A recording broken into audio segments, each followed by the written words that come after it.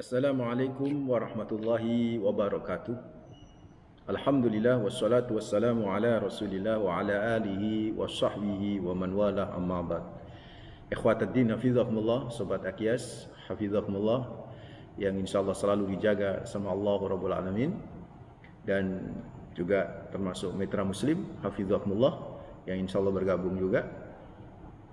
Alhamdulillah, pertama mari kita panjatkan rasa syukur yang mendalam terus menerus kita haturkan hanya kepada Allah Rabbul Alamin, Tuhan semesta alam ini yang telah begitu banyak memberikan kenikmatannya kepada kita, yang begitu besar menurunkan karunia-Nya yang kita tak sanggup berhitung, dengan nikmatnya yang luar biasa yang Allah karuniakan kepada kita. Yang bisa kita lakukan terhadap nikmat-nikmatnya adalah selalu bersyukur, dan wujud syukur minimalis itu adalah di setiap helaan nafas tidak lepas untuk selalu mengucapkan kalimat hamdalah alhamdulillahirabbil alamin. Yang kedua, salam dan salawat terus kita persembahkan kepada manusia terbaik, pemilik pribadi yang sempurna, yaitu Rasulullah Muhammad sallallahu alaihi wasallam. Semoga salam dan salawat kita kelak bisa menjadi syafaat bagi kita di hari akhir. Amin ya rabbal alamin. Saudaraku, sahabat Akyas dan mitra muslim hafizakumullah, ini pertemuan kajian online yang ke-12 kalau tidak salah ya, di channel YouTube Dar Al-Kais Surabaya, yang insya Allah juga ini akan disiarkan juga oleh Radio Suara Muslim Surabaya. Pada kajian kali ini, Sobat Akyas hafizakumullah, saudaraku yang insya Allah selalu dijaga sama Allah Rabbul Alamin, masih mengkaji tentang fikih Ramadan. Ini fikih Ramadan bagian ketiga. Dari aspek fikih Ramadannya kita sudah masuk bagian ketiga. Kita memang tidak harus diurutkan karena biar nggak terlalu lama kajian kita durasinya. Jadi kita masuk pada bab mengenai sunanul shaum wa adabuhu, yaitu sunnah-sunnahnya puasa dan adabnya puasa, adab-adabnya puasa. Kalau menurut Syafi'iyah wal Hanabilah wa ghairihim, bahwa sunnah-sunnah puasa itu banyak, bisa sampai 11. Yang pertama sahur, itu sunnahnya puasa ya. Kemudian takjil iftar, kemudian berdoa selesai berbuka, itu sunnahnya puasa. Kemudian memberi makan orang yang berpuasa, itu juga sunnahnya puasa. Mandi jinabat ketika orang yang lagi nifas atau lagi haid, itu kalau bisa sebelum fajar. Jadi sebelum fajar, setelah sahur, sebelum sholat subuh ini sudah mandi, itu sunnahnya, itu sunnahnya puasa menurut Dr. Wahbah Zuhaili yang dinukil oleh beliau. Menjaga lisan dan anggota tubuh yang melakukan hal-hal yang ada perbuatan-perbuatan yang tidak manfaat, ini termasuk sunnah. Banyak. Tarkus syahwat al-mubahat, meninggalkan syahwat yang dibolehkan, yang memang tidak membatalkan puasa ya, tapi kalau bisa ditinggalkan. Kemudian sunnahnya sunnah yang lain adalah misalnya memberi nafkah lebih kepada keluarga. Ini banyak kalau menurut Syafi'iyah wal Hanabilah, itu banyak. Tetapi diringkas kalau menurut pendapat Imam Abu Hanifah atau Al-Hanafiyah, sunnah-sunnahnya puasa itu diringkas, cuman di sini disebutkan ada 3 perkara. Yang pertama sahur, kemudian yang kedua mentakhir sahur, kemudian yang ketiga adalah takjil, yaitu mensegerakan berbuka. Ini sunnah-sunnahnya puasa kalau menurut mazhab Hanafiyah. Dan Malikiyah juga demikian. Di kalangan Malikiyah, kalangan pendapat Ashabul Malikiyah atau pendapat para ulama kalangan mazhab Maliki, itu yang pertama sahur, yang kedua takjil fitr, yang ketiga takhir mengakhirkan sahur, kemudian ditambah yaitu menjaga lisan, iktikaf di akhir Ramadan. Itu berbeda-beda pendapat kalangan para ulama. Cuman yang masyhur, yang ringkas itu dan ingin yang saya bahas itu adalah ikut pendapatnya Hanafiyah saja biar ringkas kajian kita, yaitu tentang masalah sunnahnya puasa itu. Yang pertama adalah sahur. Dan di dalam sahur sudah tentu nanti ada takhir sahur, mengakhirkan sahur.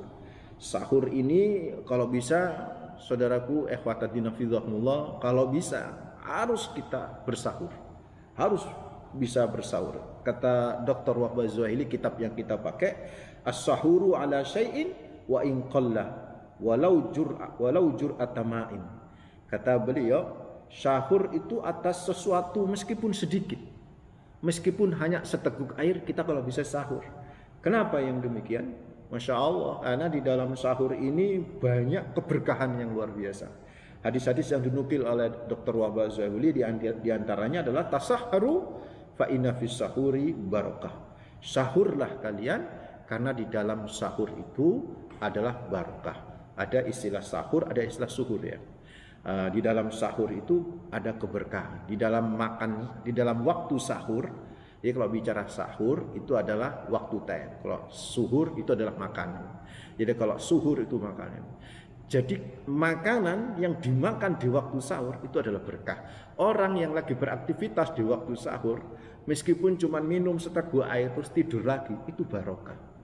Makanya kalau bisa tasahharu, sahurlah meskipun hanya seteguk air. Karena fa inna fis sahur barokah, karena waktu sahur itu adalah keberkahan yang luar biasa. Dan hadis yang lain disebutkan istainu bi ta'amis sahur ala siyamin nahar wa bi qailulatin nahar ala qiyamil lail.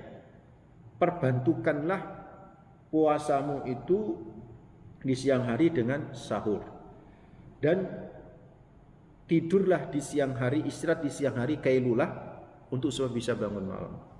Artinya bahwa sahur itu dalam rangka untuk menguatkan kita berpuasa.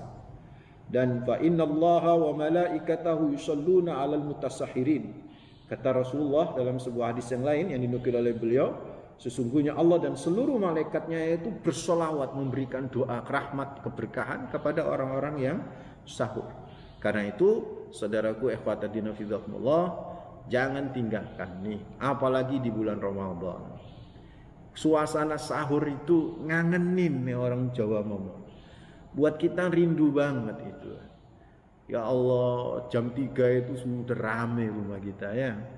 Sudah rame dengan piring, rame dengan anak-anak. Waduh, Masya Allah, meskipun kadang-kadang masih kucek-kucek mata, masih ngantuk-ngantuk ya. Tapi kan nikmat itu tuh barokahnya di situ sahur itu. Ya, jangan tinggalkan. Termasuk sunnahnya sahur adalah takhir. Takhir yaitu mentakhir sahur. Kata Dr. Wahbah Az-Zuhaili, wa amma takhirus sahur ma lam yaqa fi syakkim fil fajr.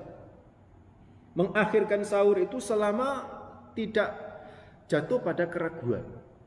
Jadi kalau ragu ya nggak boleh, misalnya di waktu-waktu yang mepet dan kita ragu ini sudah adzan subuh apa ora terus kita masih makan, nggak boleh. Jadi kalau bisa saudaraku mengakhirkan sahur jangan sampai tingkat waktu yang membuat kita ragu. Itu kata beliau. Nah, di Indonesia terkenal dengan istilah imsak. Nah, ini kan ada problem ya, ada berbeda gitu loh.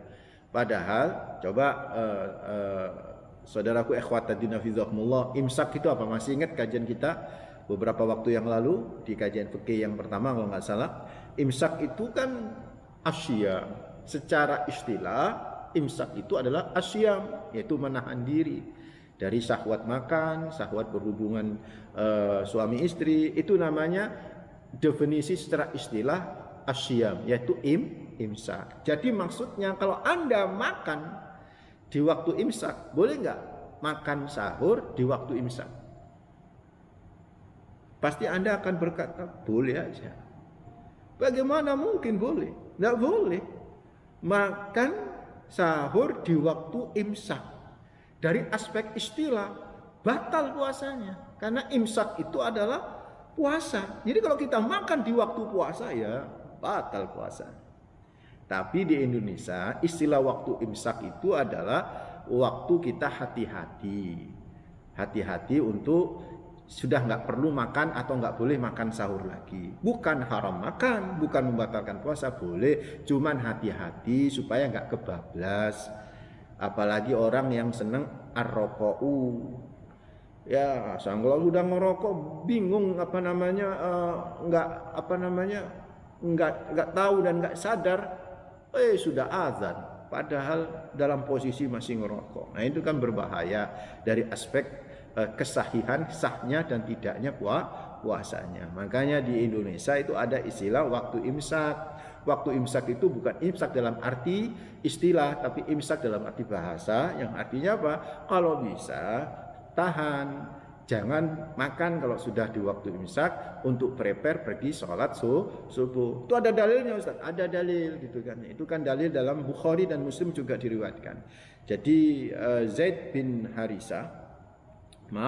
Sabit radhiyallahu anhu itu pernah bercerita bahwa ketika beliau lagi sahur bersama Rasulullah, ketika selesai sahur, Nabi itu kemudian berdiri dan mau menjalankan sholat subuh bareng gitu. Anas bin Malik bertanya, dari Nabi selesai sahur sampai kemudian Nabi berdiri mau sholat subuh itu berapa waktu? Akhirnya Zaid bin Sabit itu berkata sekitar 50 ayat bacaan. 50 ayat perkiraannya itu 10 menit. Maka di Indonesia itu ada istilah tarhem. Jadi kalau sudah assalatu wassalamun alaihi, nah itu kalau di kalangan Indonesia itu kalau itu sudah masuk waktu imsak gitu kan. Jadi kalau bisa berhenti dalam arti ya hati-hati supaya kita nggak kebablas nanti di waktu azan subuh kita masih enak-enakan makan gitu. Ini saudaraku ikhwatadina fidhahullah ya, sunnahnya memang kalau bisa diakhirkan itu sahur, tapi jangan sampai di waktu yang membuat kita ragu. Ini sunnah pertama yang terkait dengan puasa di bulan Ramadan. Mudah-mudahan kita bisa mengamalkan sunnah yang pertama itu sahur dan mengakhirkan sahur. Rindu banget kita dengan sahur bareng keluarga.